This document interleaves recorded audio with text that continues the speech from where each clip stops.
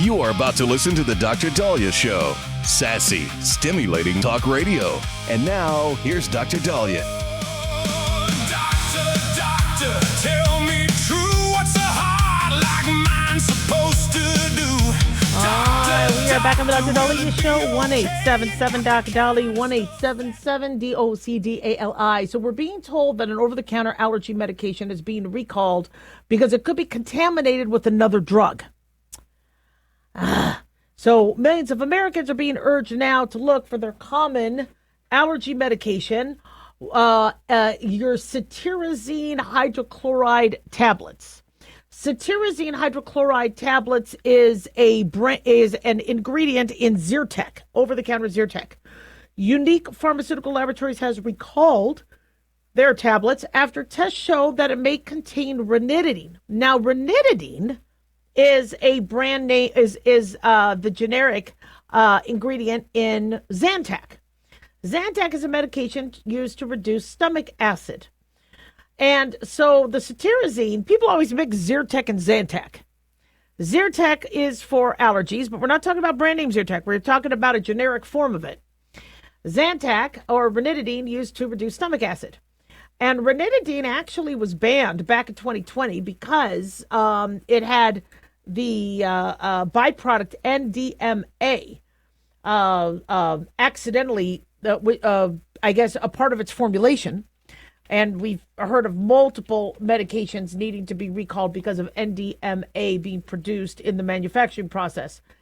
So it was banned back in 2020 because NDMA is cancer-linked.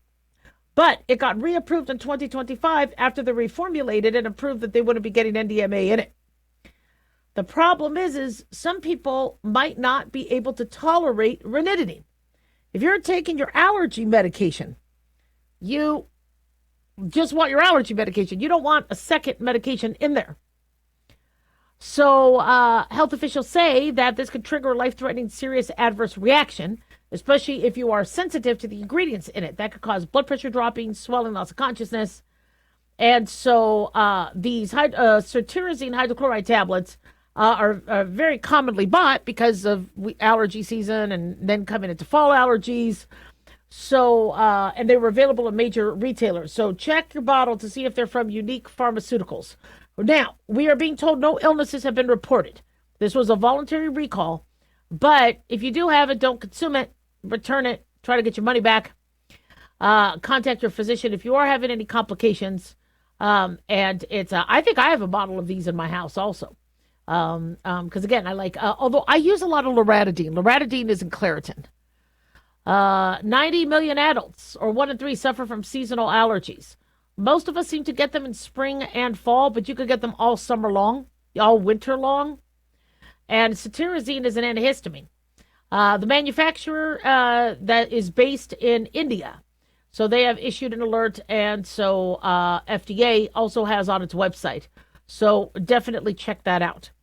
For those of us who use Amazon, the Amazon Prime settlement deadline to claim part of the $2.5 billion settlement deadline is coming up this week.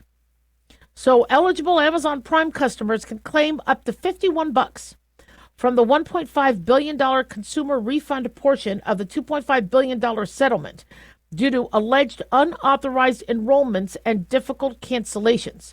You have got to submit your claim by Monday the 27th. Or you risk losing your $51.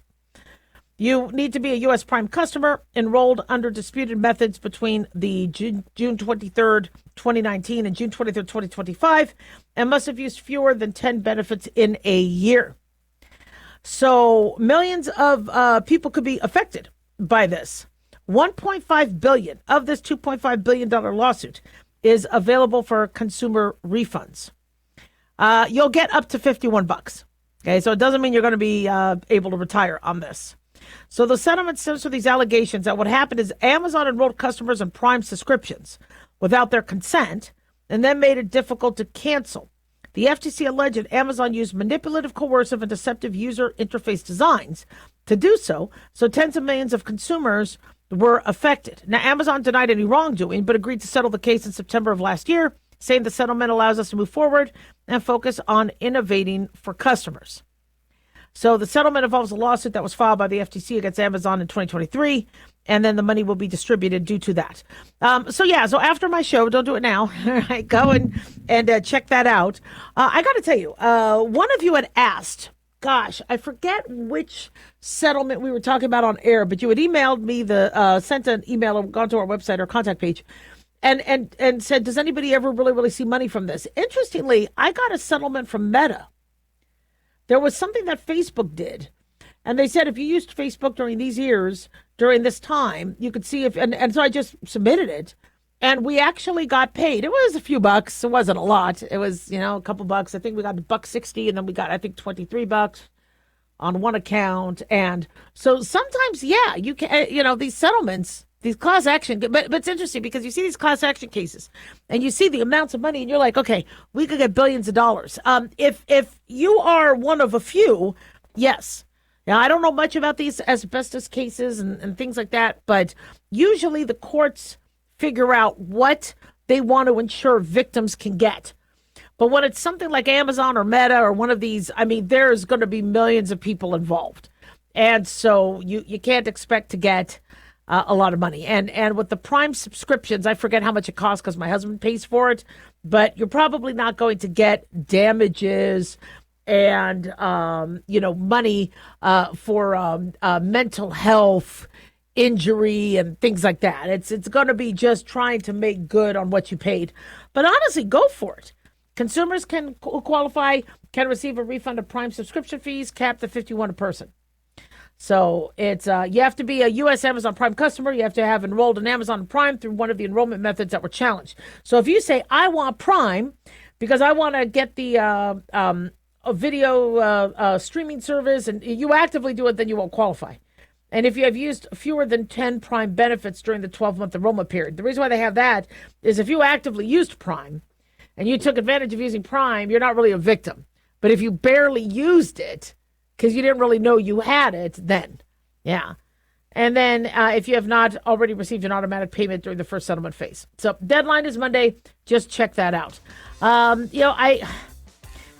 These companies, it's all about the subscription. So be careful out there. 1-877-DOC-DOLLY.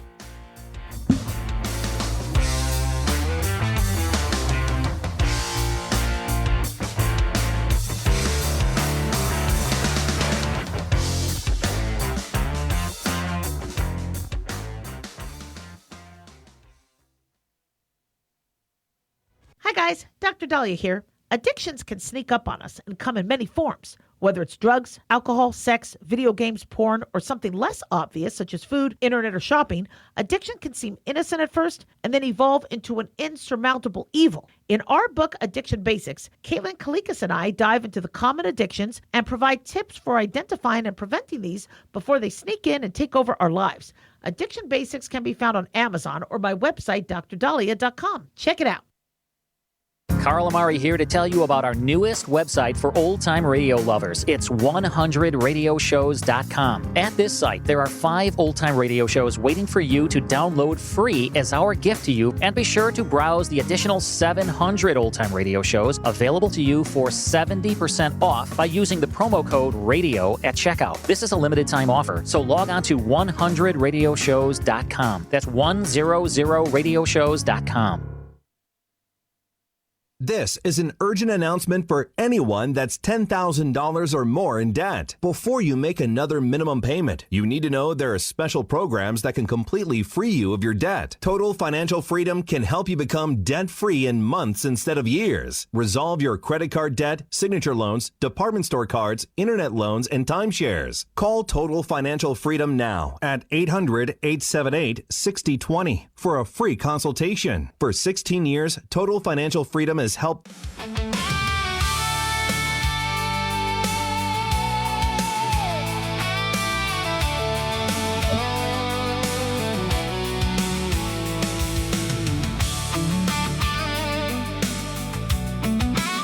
And we are back on the Dr. Dahlia Show.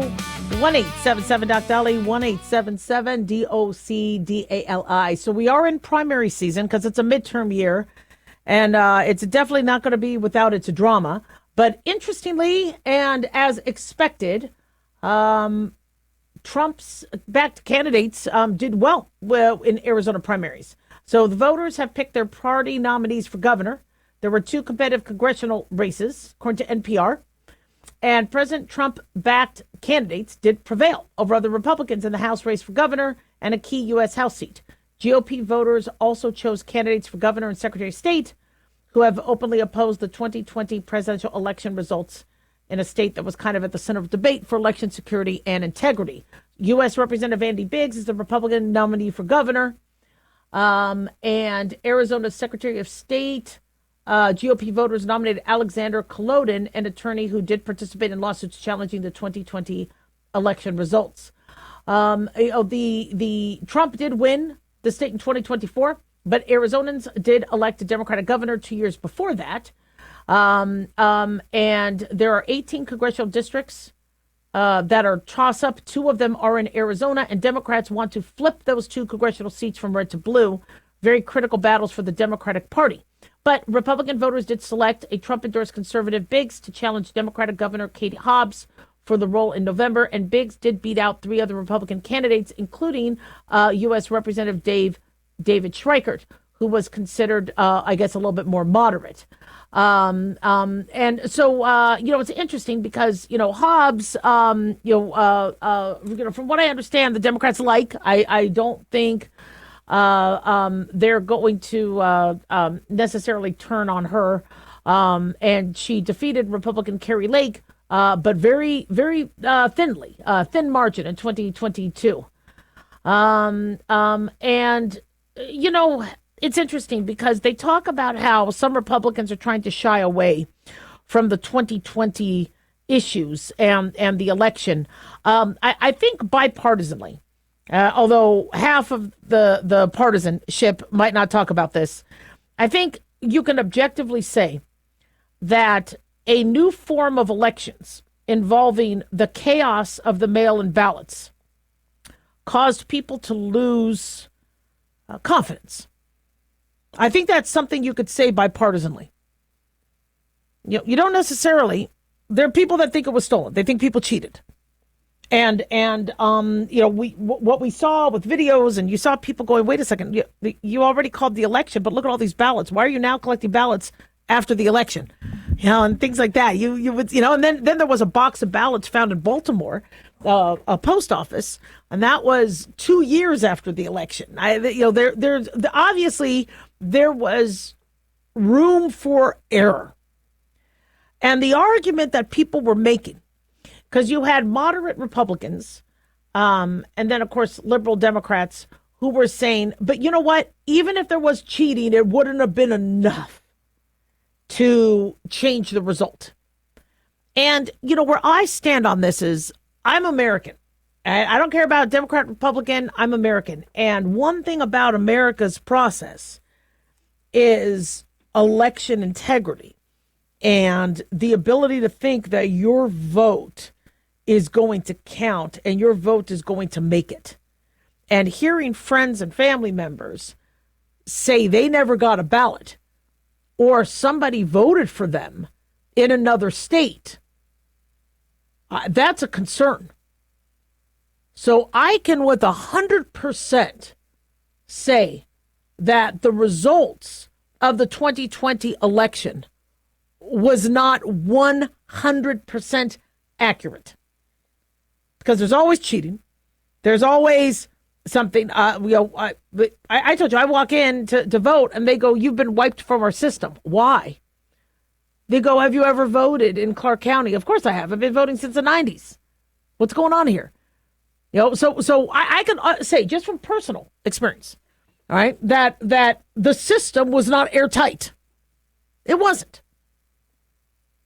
What now? But the question is was it enough where Biden really, really had that much of a lead, and the shenanigans and the misprints and the ballot issues and the boxes not being counted or not being sent or shipped or whatever, was that enough in some areas?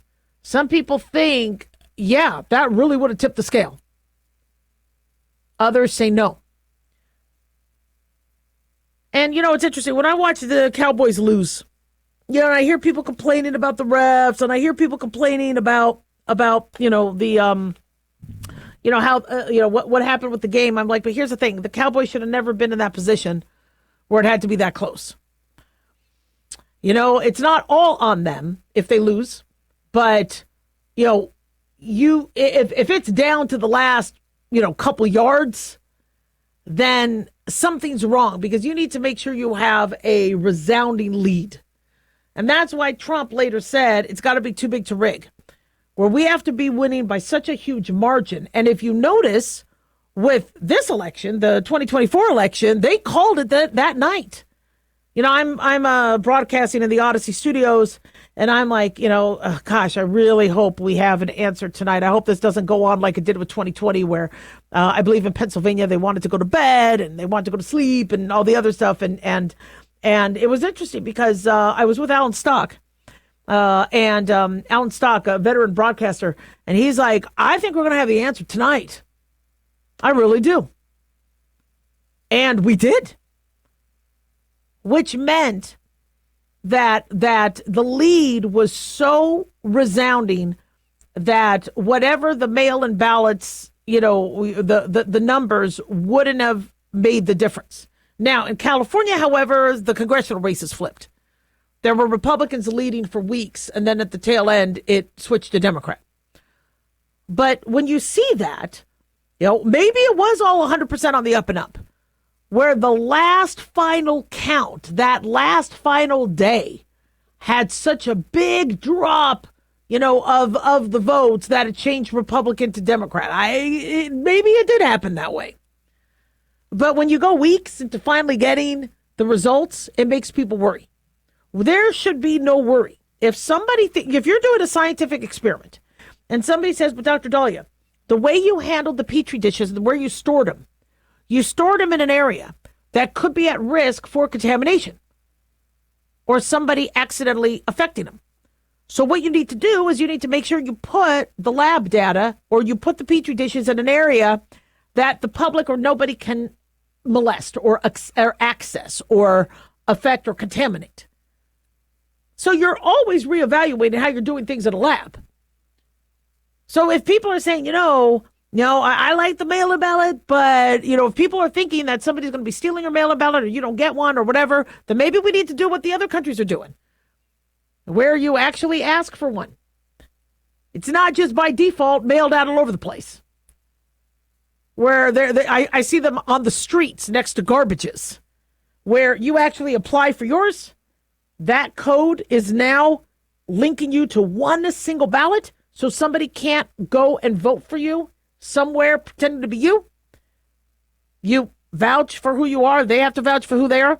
So nobody could pretend to be Dr. Dahlia with their crazy hair. And then that vote is, when you look at other countries' mail-in ballots, it's pretty restrictive how they do it. They do it. But there has to be a reason. And two, it has to, now you're responsible for that. You fill that out, you drop it off, and you can't vote twice. Because any other country knows there's room for error. So both Democrats and Republicans should be able to very honestly say, look, I don't want Democrats or Republicans or independents feeling that they could be cheated against. But, when they go, oh my gosh, these are people who are election deniers, I think having an honest conversation about the safest way to do elections and mimic it as other European and other countries are doing is not that far-fetched. 1-877-DOC-DALIA.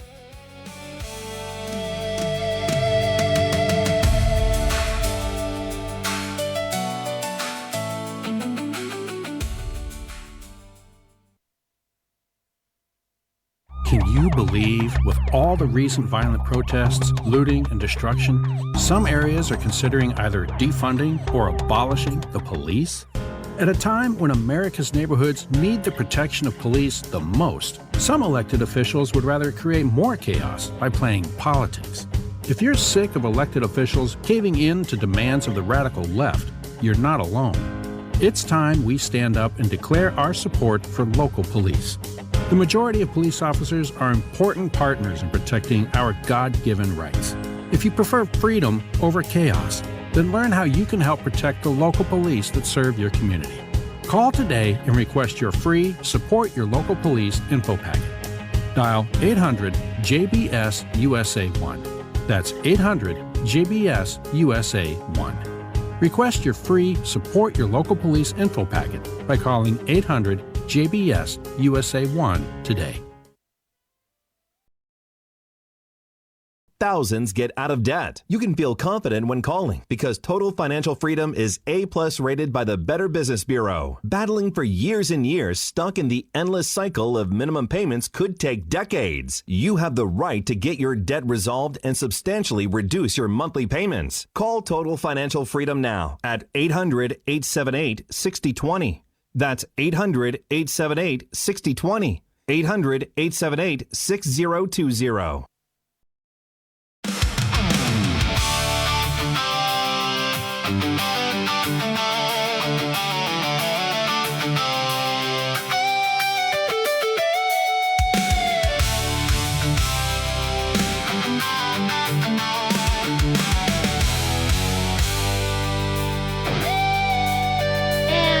Back on Dr. Dahlia Show, 1-877 Dr. Dahlia, 1-877 DOCDALI. Big thanks to Talk Media Network for making the show happen. Big thanks to Daniel, our producer, and big thanks to y'all for tuning in. We really do appreciate it. Don't forget to follow us on Twitter or X at Dr. Dahlia, Facebook, The Dr. Dahlia Show, and on YouTube, click like and subscribe. So I've had some students who had been applying for jobs now that they've graduated, and it'll give a list of ethnicities, even though I think they say it's optional to fill these out. But with every job, there was one job I applied for that actually wanted to know if I was gay, lesbian, heterosexual, intersex.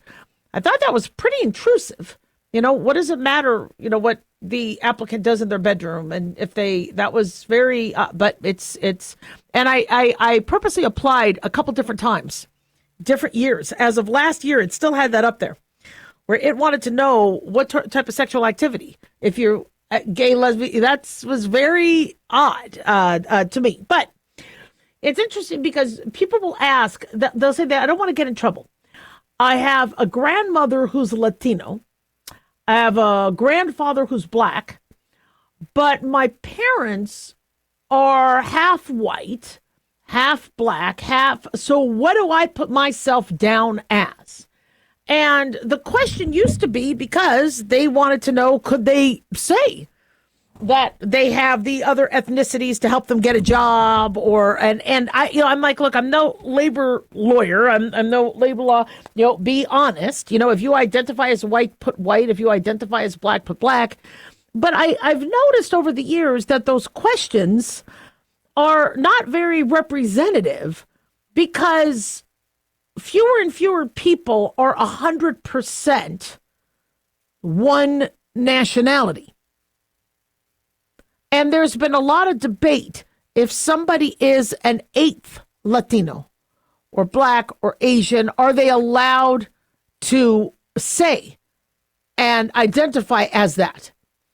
And so I look, and the questions are still: are you white, Latino, non-white, Caucasian, non-white? But they're not very representative of everybody, because many people have multiple ethnicities to them and races.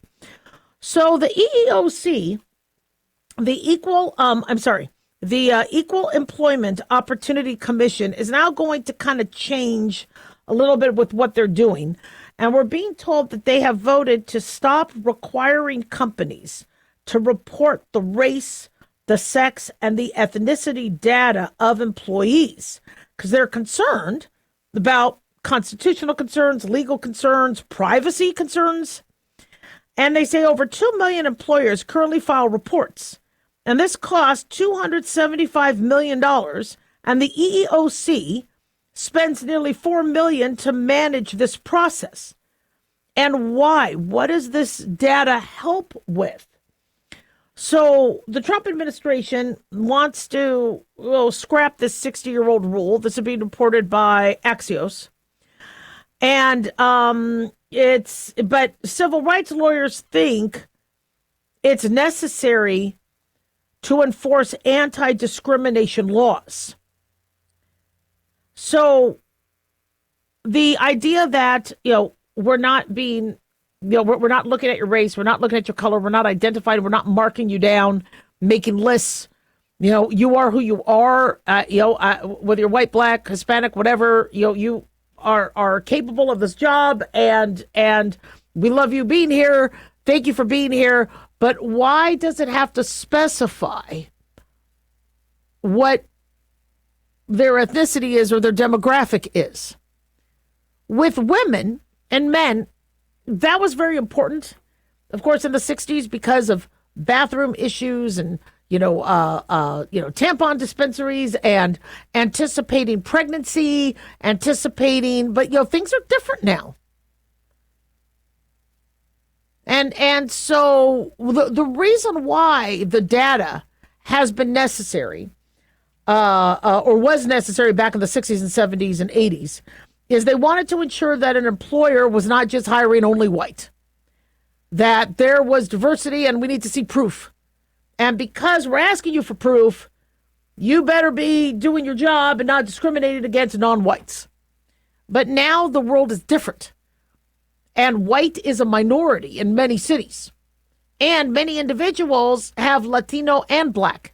And so what I noticed some of the questionnaires are doing is, are you white or other? Like anything. But if you're doing it because you really want to know the demographics and the makeup, things are changing where people are not, 100% of we have, in my family, we have a nice blend of multiple ethnicities. And so, if my grandchild later asks, do I put Latino? Do I put white?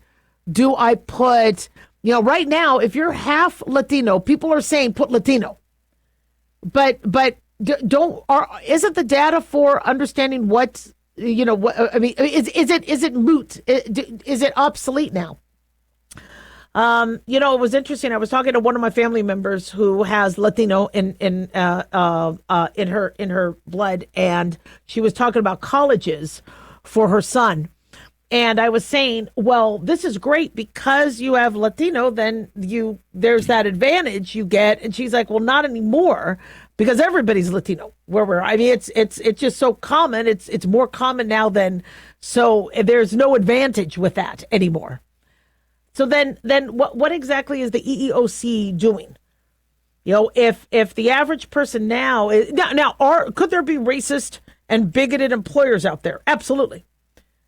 And, especially with some of the changes and things that happened with Me Too and all that, we did, hear from employers. They're like, our men don't want to work with women who could accuse them of harassment and assault. They'd rather work in a room of men. Should we separate the men and the women so nobody can accuse, the men and so the women feel safe?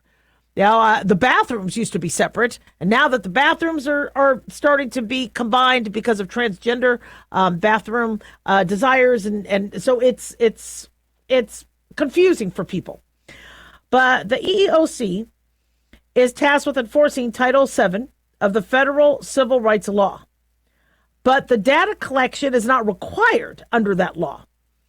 So the EEOC in their statement suggests that collecting such data could be discriminatory. And they're not wrong about that, because if you go, are you black, are you white, are you Latino? And they're like, well, I'm mixed, pick one. Why do I have to identify as one? Why do I have to put on paper, I'm only one? I'm a mix. Why can't people? So it is kind of discriminatory. And what if you want privacy? What if you don't want people knowing your background? Can you imagine if they start going, are you Jewish? Put that down. Well, a lot of people did not want to do the Ancestry 23andMe because, interestingly, it doesn't say you're European or Austrian or German. It'll just say your DNA is Jewish. Now, I understand it's a race that's traced back to Abraham, but Jewish is a religion, too. And so, God forbid, Nazis come back trying to find, Jews and knock them off, or other anti-Semites. Many people might want that data private. And look at the money. The EEOC said more than 2 million employers must file these reports annually at a cost of $275 million, which works out to $135 per employer. The agency then has to spend $4 million to administer the data collection. So I suggest if a company is being bigoted and you feel you aren't being hired, we have, do we actually have the EEOC go, you know what, I'm looking at your school. Like there's some medical schools where it's like 95% white students. Are you also looking at medical students? Or are you looking at there's, the reporting of the races, could also be manipulated. I read that this medical school was one of the most diverse, but I'm like, no, it doesn't look diverse. So that means, is it really that the data is getting there, or is it being manipulated? So if there is, right now we do have systems in place where if somebody is being bigoted, that people are able to go to the labor board or sue for discrimination. But I don't really know how much the EEOC is actually going, look, you have 5 employees, 4 of them are white, 1 is black. How come you don't have Latinos? I don't see it doing that. So states also have different reporting requirements, and it's, and there's been now discrimination lawsuits because employees are like, I don't want to tell you who I am. So it's interesting to see what happens with this and if it's still necessary. However, there still should be a system in place if there is an employer that is refusing you based on your ethnicity. White, black, Latino, Asian, whatever. 1-877-DOC-LA.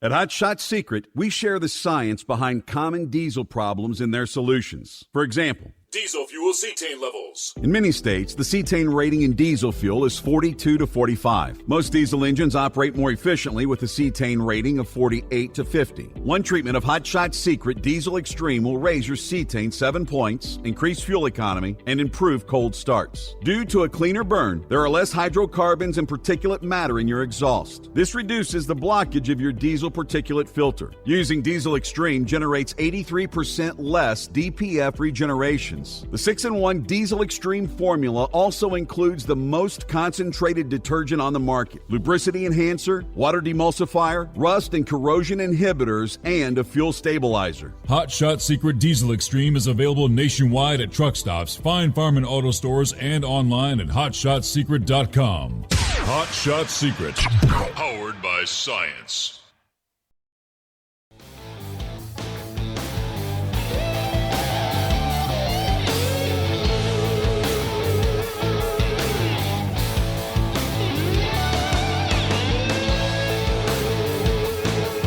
And we are back on the Dr. Daliah Show, 1-877-DOC-DALI, 1-877-DOC-DALI. So following Australia, France has now banned social media for children under the age of 15. It is the first country in the European Union to do it. Its parliament overwhelmingly approved this legislation by 278 to 81. Under this new law, being reported by CBS News, children under 15 will be prevented from creating new social media accounts on platforms such as TikTok and Snapchat from September, while existing accounts will be blocked starting January 2027. The law will also ban students from having phones in high schools next year, requiring social platforms to introduce age verification checks. Students were already prohibited from having their phones in French elementary and middle schools, but now it's being extended to high school. So according to President Emmanuel Macron, he said France is leading the way in Europe when it comes to protecting our children and teenagers. Earlier this year, France's public health watchdog concluded that social media had harmful effects on teenagers' mental health, especially girls. Macron has made online child safety a defining issue in his final years of presidency, and this ban is going to be one of the last major domestic reform we believe he ushers through. I guess he's going to be in office for about by a decade, by next year, but I guess he cannot run in April's national election. They have 2 consecutive term limits for presidents. So what's interesting about this is we have the government having to come up with these bans and take over parenting. If my parents were really, really strict, I would never replicate or want anybody to replicate the way my parents parented. I did not like what they did. I thought they were rough. The beatings made no sense. Very destructive. And it was not a fun childhood at all.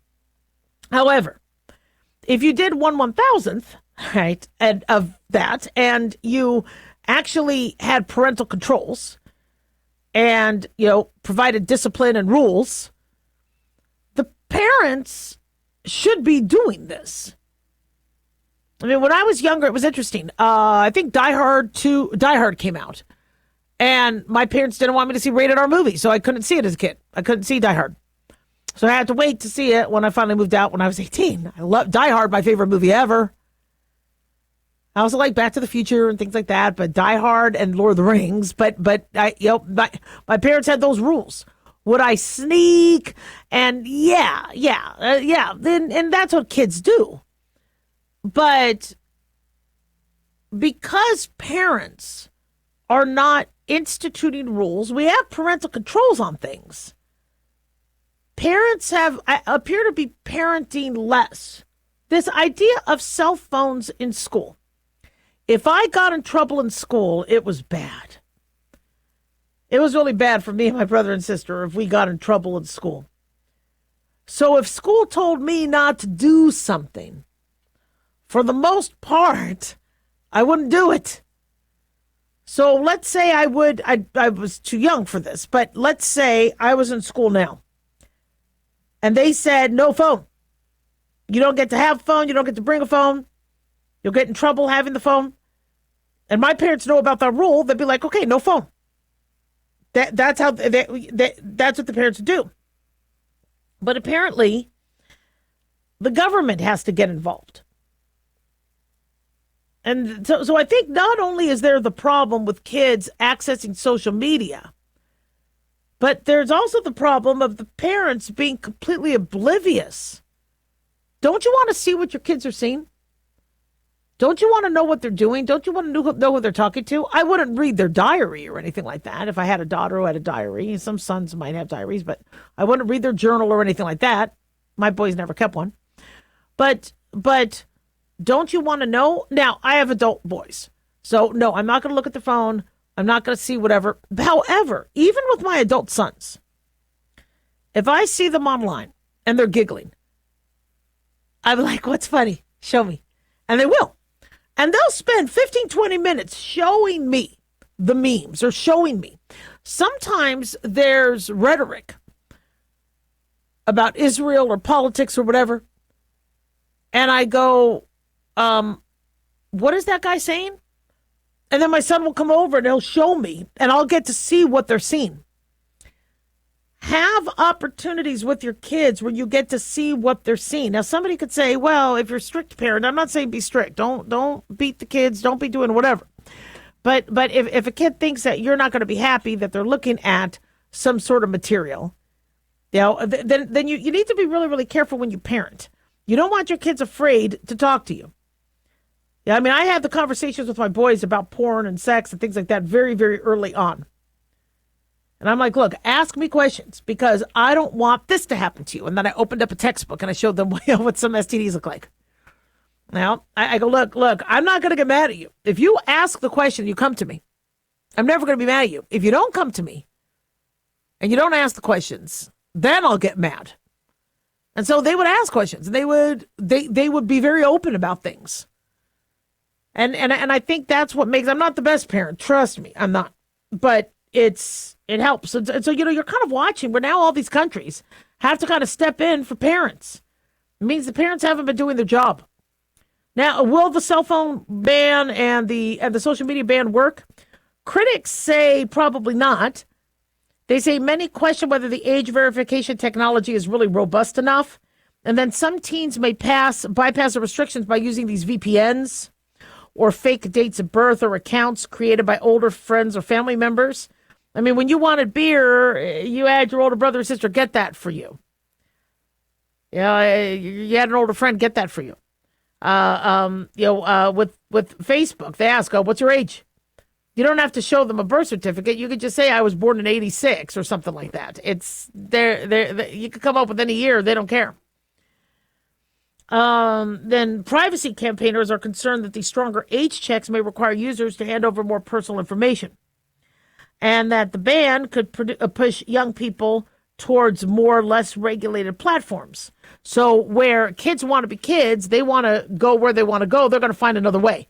And then they might fall into the arms of a more predatory site. So, I'm really mixed on this because I don't like kids on social media. I think social media can be very dangerous. But again, where the hell are the parents? According to Maya Thomas, a legal and policy officer at the British organization Big Brother Watch, she told CBS News that the global rollout of social media bans represents a serious threat to freedom and privacy of millions of internet users across the world. Requiring users to upload sensitive ID or biometric information to access social media does not keep children safe, but does introduce serious cybersecurity and privacy risks for all users of all ages. They said, we have seen in Australia that a social media ban can easily be circumvented. Some kids are bypassing age gates by drawing on fake mustaches.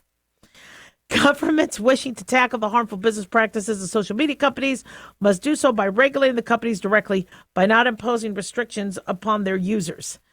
So Australia was the first to impose this last year.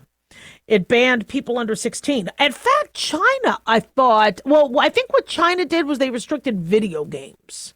But that also did restrict access, but it wasn't necessarily particularly social media.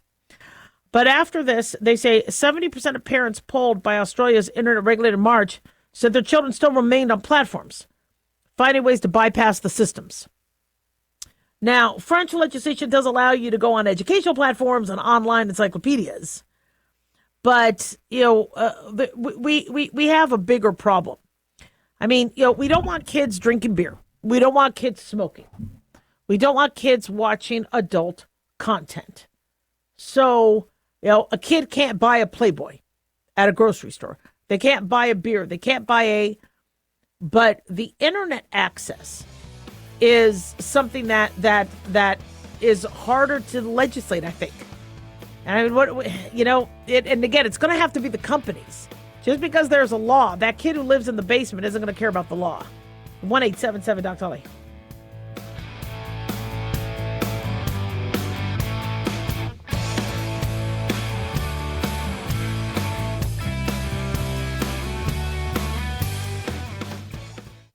Carl Amari here to tell you about our newest website for old-time radio lovers. It's 100radioshows.com. At this site, there are 5 old-time radio shows waiting for you to download free as our gift to you, and be sure to browse the additional 700 old-time radio shows available to you for 70% off by using the promo code RADIO at checkout. This is a limited-time offer, so log on to 100radioshows.com. That's 100radioshows.com.